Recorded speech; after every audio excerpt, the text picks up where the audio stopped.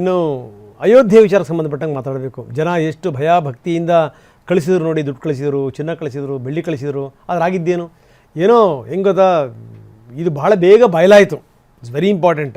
ಇನ್ನೆಷ್ಟೆಷ್ಟು ಲೂಟಿ ಮಾಡಿಬಿಡ್ತಿದ್ರು. ಈಗ ನೋಡಿ ಎಲ್ಲ ರೀತಿಯಲ್ಲೂ ಕೂಡ ಬಂದೋಬಸ್ತ್ ಮಾಡ್ತಾ ಇದ್ದಾರೆ. ಈ ತಿರುಪತಿ ವ್ಯವಸ್ಥೆ ಯಾವ ರೀತಿ ಇದೆಯಲ್ಲ ಆ ರೀತಿ, ವೈಷ್ಣೋದೇವಿ ವ್ಯವಸ್ಥೆ ಯಾವ ರೀತಿ ಇದೆಯಲ್ಲ ಆ ರೀತಿ. ಟ್ರಸ್ಟಿಗೆ ಇದೆಲ್ಲದೂ ಕೂಡ ಗೊತ್ತಿತ್ತಂತೆ ಏನೋ ನಡೀತಾ ಇದೆ ಅಂತ. ಜೂನ್ 5ನೇ ತಾರೀಕು ಆರೋಪಿಗಳ ಮನೆಗಳಿಂದ 58 ಲಕ್ಷ ರೂಪಾಯಿಯನ್ನು ವಶಪಡಿಸಿಕೊಳ್ಳಲಾಗಿತ್ತು. ಟ್ರಸ್ಟ್ ಅಧಿಕಾರಿಗಳು ಇದನ್ನು ವಶಕ್ಕೆ ತೆಗೆದುಕೊಂಡರು. ಜೊತೆಗೆ ಬ್ಯಾಂಕ್ ಖಾತೆಗಳಿಂದಲೂ ಕೂಡ ಹಣವನ್ನು ವಾಪಸ್ ತಗೊಂಡ್ರು. ಸೊ ಇದು ಸಂಗತಿ. ಅಂದರೆ ಇಲ್ಲಿ ನಡೀತಾ ಇದೆ ಅನ್ನುವಂಥದ್ದು ಗೊತ್ತಿತ್ತು. ಏನೋ ನಡೀತಾ ಇದೆ, ಒಳಗಿಂದೊಳಗೆ ಇವರು ದುಡ್ಡು ಮಾಡ್ತಾ ಇದ್ದಾರೆ. ಸೊ ಇದೆಲ್ಲದೂ ಕೂಡ ಗೊತ್ತಿತ್ತು. ಹೀಗಾಗಿಯೇ ನೋಡಿ, ಈ 79,85,000 ರೂಪಾಯಿ, ಹೆಚ್ಚು ಕಡಿಮೆ 80 ಲಕ್ಷ ಟ್ರಸ್ಟ್ ಅಧಿಕಾರಿಗಳು ವಶಕ್ಕೆ ತೆಗೆದುಕೊಂಡಿದ್ದರಂತೆ. ಇವತ್ತು ಅಲಹಾಬಾದ್ ಹೈಕೋರ್ಟ್ನಲ್ಲಿ ಈ ಕೇಸ್ ವಿಚಾರಣೆಗೆ ಬರ್ತಾ ಇದೆ.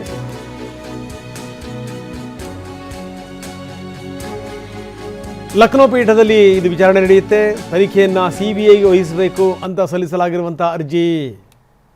ಈ 3 ಸಾರ್ವಜನಿಕ ಹಿತಾಸಕ್ತಿ ಅರ್ಜಿಗಳನ್ನು ಕೂಡ ಸಲ್ಲಿಸಲಾಗಿದೆ. ಅಂದರೆ ಇದನ್ನು ಇಲ್ಲಿಗೆ ಬಿಡಬೇಡಿ, ಇಲ್ಲಿಗೆ ಇದನ್ನು ಹೊಸಕ್ಕೆ ಹಾಕಬೇಕು. ಉನ್ನತ ಮಟ್ಟದ ನ್ಯಾಯಾಂಗ ಆಯೋಗ ರಚನೆ ಆಗಬೇಕು, ಅದರ ಮುಖಾಂತರ ತನಿಖೆ ಆಗಬೇಕು. CAG ಮುಖಾಂತರ ಲೆಕ್ಕ ಪರಿಶೋಧನೆ ಆಗಬೇಕು. ಇದು ಇನ್ಮೇಲಿಂದ ಇಲ್ಲಿ ಸರಿಯಾದ ರೀತಿಯ ಬಂದೋಬಸ್ತ್ಗಳಾಗ್ತವೆ ನೋಡಿ.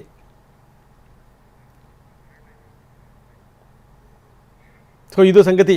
ಈ 500 ವರ್ಷಗಳ ಕನಸಿದೆಯಲ್ಲ, ರಾಮ ಮಂದಿರ ಕಟ್ಟಬೇಕು ಅಂತ, ಆ ಕಟ್ಟಿಕೊಟ್ಟಿದ್ದನ್ನು ಕಳ್ಳರಿಗೆ ದುಡ್ಡು ಹೊಡೆಯೋಕ್ಕೆ ಅಂತನಾ?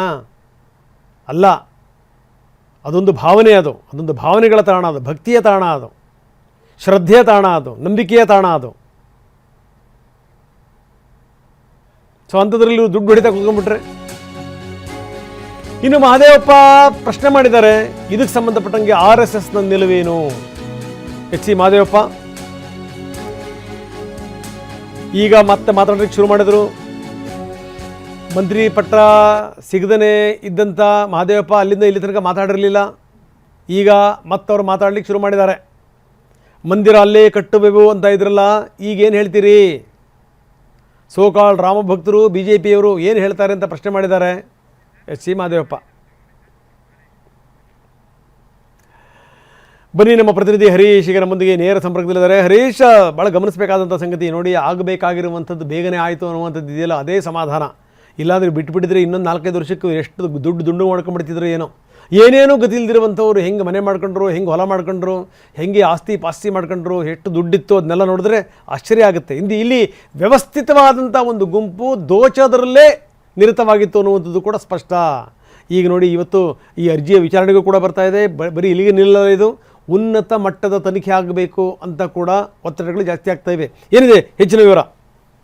ಹೌದು ರಂಗನಾಥ್, ಜೂನ್ 23ನೇ ತಾರೀಕು SIT ಪ್ರಾಥಮಿಕ ವರದಿಯನ್ನು ಸಲ್ಲಿಸುತ್ತೆ. ಆ ಮೂಲಕ ತನಿಖೆ ಆಗುತ್ತೆ. ತನಿಖೆ ಆಯಿತು, 80 ಲಕ್ಷವನ್ನು ವಶಪಡಿಸಿಕೊಳ್ಳಲಾಯಿತು ಅನ್ನುವಂಥ ಚರ್ಚೆಗಳಾಯಿತು. ಆದರೆ ಜೂನ್ 5ನೇ ತಾರೀಕೆ ಎಲ್ಲವೂ ಗೊತ್ತಿತ್ತು. ಅಂದರೆ ಟ್ರಸ್ಟ್ನ ಸದಸ್ಯರಿಗೆ ಗೊತ್ತಿತ್ತು. ಟ್ರಸ್ಟ್ನ ಸದಸ್ಯರೇ ಯಾರ್ಯಾರು ಹಣವನ್ನು ಕದ್ದಿದ್ರು ಅವ್ರ ಹತ್ರ ವಾಪಸ್ ತೆಗೆದುಕೊಳ್ಳುವಂಥ ಪ್ರಯತ್ನವನ್ನು ಮಾಡಿದರು. 58 ಲಕ್ಷದಷ್ಟು ಹಣವನ್ನು ಯಾರ್ಯಾರ ಅಕೌಂಟಿಗೆ ಹೋಗಿತ್ತು ಮತ್ತು ಯಾರ್ಯಾರ ಮನೆಯಲ್ಲಿ ಹಣ ಇತ್ತು ಅವೆಲ್ಲವನ್ನು ಕೂಡ ವಾಪಸ್ ತೆಗೆದುಕೊಂಡು ಬರುವಂಥ ಪ್ರಯತ್ನವನ್ನು ಮಾಡಿದರು ಅನ್ನುವಂಥದ್ದು. ಅಂದರೆ ಇದು ಟ್ರಸ್ಟ್ನ ಸದಸ್ಯರಿಗೆ ಗೊತ್ತಿತ್ತು ಯಾರ್ಯಾರು ಹಣ ಹೊಡೆದಿದ್ದಾರೆ, ತಮ್ಮ ಜೊತೆ ಇದ್ದಂಥವರೇ ಹಣ ಹೊಡೆದಿದ್ದಾರೆ ಅನ್ನುವಂಥದ್ದು ಟ್ರಸ್ಟ್ನ ಸದಸ್ಯರಿಗೆ ಸ್ಪಷ್ಟವಾಗಿ ಗೊತ್ತಿತ್ತು. ಅದನ್ನೇ ವಾಪಸ್ ತೆಗೆದುಕೊಂಡು ಈ ಪ್ರಕರಣವನ್ನು ಮುಚ್ಚಿ ಹಾಕಬೇಕು ಅನ್ನುವಂಥ ಪ್ರಯತ್ನದಲ್ಲಿದ್ದಂಥ ಸಂದರ್ಭದಲ್ಲೇ ಅಖಿಲೇಶ್ ಯಾದವ್ ಇದನ್ನ ಜೂನ್ 7ನೇ ತಾರೀಕು ಪ್ರಶ್ನೆಯನ್ನ ಮಾಡ್ತಾರೆ.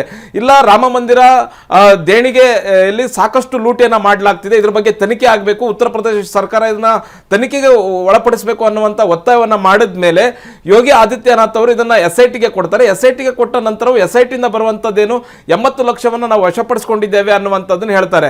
ಆದ್ರೆ ಇನ್ನೊಂದು ಆಘಾತಕಾರಿ ಮಾಹಿತಿ ಏನು ಅಂತಂದ್ರೆ 3 ತಿಂಗಳ ಹಿಂದೆಯೇ SBI ಅಧಿಕಾರಿಗಳಿಗೆ ಗೊತ್ತಿತ್ತು ಇವರು ಹಣ ತೆಗೆದುಕೊಂಡು ಹೋಗುವಂತ ಸಂದರ್ಭದಲ್ಲಿ ಎಷ್ಟು ಲೂಟಿ ಆಗ್ತಾ ಇದೆ ಅನ್ನುವಂಥದ್ದು 3 ತಿಂಗಳ ಹಿಂದೆಯೇ SBI ಶಾಖೆಯ ಅಧಿಕಾರಿಗಳಿಗೆ ಗೊತ್ತಿತ್ತು. ಅವರು ಟ್ರಸ್ಟ್ ನ ಸದಸ್ಯರಿಗೆ ಹೇಳಿದ್ರು, ನೋಡಿ ಇಂತಿಂತವ್ರು ದುಡ್ಡು ಹೊಡಿತಾ ಇದ್ದಾರೆ, ಇವ್ರ ಬಗ್ಗೆ ಗಮನ ಹರಿಸಿ ಅಂತ. ಆದ್ರೆ ಅವರ ವಿರುದ್ಧ ಯಾವುದೇ ರೀತಿಯಂತ ಕ್ರಮ ಕೈಗೊಳ್ಳಬಾರದು ಅಂತ ಇದೇ ಚಂಪತ್ ರಾಯ್ ಅವರು, ಇದೇ ಅನಿಲ್ ಮಿಶ್ರಾ ಅವರು ಮತ್ತೆ ಇದೇ ಗೋಪಾಲ್ ರಾವ್ ಅವರು ಅವರಿಗೆ ತಡೆ ಒಡ್ಡಿದ್ರು ಅಧಿಕಾರಿಗಳಿಗೆ ಅನ್ನುವಂತಹ ಮಾಹಿತಿ ಕೂಡ ಈಗ ಸಿಗ್ತಾ ಇರುವಂತಹದ್ದು.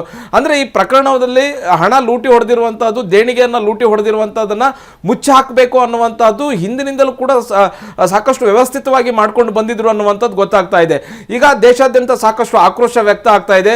ಲಕ್ನೋ ಪೀಠಕ್ಕೆ ಈಗ ಅರ್ಜಿಗಳ ಸಲ್ಲಿಕೆ ಆಗಿರುವಂತಹದ್ದು ಅಲಹಾಬಾದ್ ಹೈಕೋರ್ಟ್ ನಲ್ಲಿ ಬಹು ಮುಖ್ಯವಾಗಿ ಅಲ್ಲಿ ಹೇಳ್ತಾ ಇರುವಂತಹದ್ದು 3 ರೀತಿಯಾದಂತಹ ತನಿಖೆ ಆಗಬೇಕು ಅಂತ. ಒಂದು CBI ತನಿಖೆ ಆಗಬೇಕು, ಜೊತೆಗೆ ನ್ಯಾಯಾಂಗ ತನಿಖೆ ಕೂಡ ಇದರಲ್ಲಿ ಆಗಬೇಕು, ಮತ್ತೆ CBI ಆಡಿಟ್ ಮಾಡಬೇಕು. ಇಡೀ ರಾಮ ಮಂದಿರಕ್ಕೆ ಎಷ್ಟು ದೇಣಿಗೆ ಬಂದಿದೆ, ಯಾರ್ಯಾರು ದೇಣಿಗೆಯನ್ನ ಕೊಟ್ಟಿದ್ದಾರೆ, ಅದರ ಬಳಕೆ ಹೇಗಾಗ್ತಿದೆ ಅನ್ನುವಂಥದ್ರ ಬಗ್ಗೆ ಸಂಪೂರ್ಣವಾದಂತಹ ಆಡಿಟ್ ಆಗಬೇಕು ಅನ್ನುವಂಥದ್ದು ಇವತ್ತು ಮೊದಲ ವಿಚಾರಣೆ ನಡೆಯುತ್ತೆ. ಅಲಹಾಬಾದ್ ಹೈಕೋರ್ಟ್ ಯಾವ ರೀತಿ ಅಂತ ನಿರ್ಧಾರವನ್ನು ತೆಗೆದುಕೊಳ್ಳುತ್ತೆ ಅನ್ನುವಂಥದ್ದು ಬಹಳಷ್ಟು ಕುತೂಹಲ ಕೆರಳಿಸಿದೆ ರಂಗನಾಥ್.